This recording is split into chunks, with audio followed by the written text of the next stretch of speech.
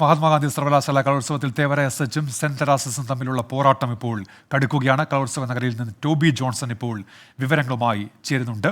ടോബിയിലേക്കാണ് നമ്മൾ ഇനി പോകുന്നത്. ടോബി, വിവരങ്ങൾ എന്തൊക്കെയാണ്, പറയൂ.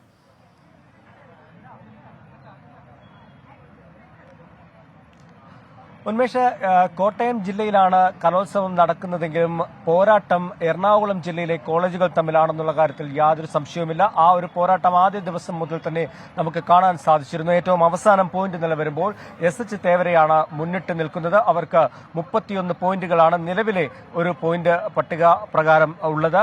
അതോടൊപ്പം തന്നെ രണ്ടാം സ്ഥാനത്ത് എത്തി നിൽക്കുന്നത് ശ്രീശങ്കര കാലടി കോളേജാണ്.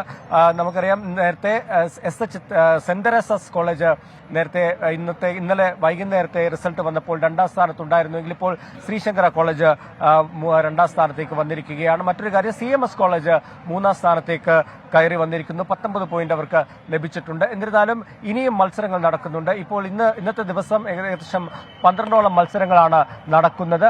അതുകൊണ്ട് തന്നെ ആ മത്സരങ്ങളുടെ ഫലങ്ങൾ ഉച്ചയ്ക്ക് ശേഷം വരും. അപ്പോൾ പോയിന്റ് നില മാറി മറിയാനുള്ള സാധ്യത തന്നെയുണ്ട്. പ്രധാനമായും എറണാകുളം ജില്ലയിലെ കോളേജുകൾ തമ്മിലുള്ള ഒരു പോരാട്ടമാണ് ഈ ഒരു കലോത്സവത്തിൽ നമുക്ക് കാണാൻ സാധിക്കുന്നത്. ശരി, ടോബി ജോൺസൺ ആണ് വിവരങ്ങൾ നൽകിയത് കോട്ടയത്ത് നിന്ന്.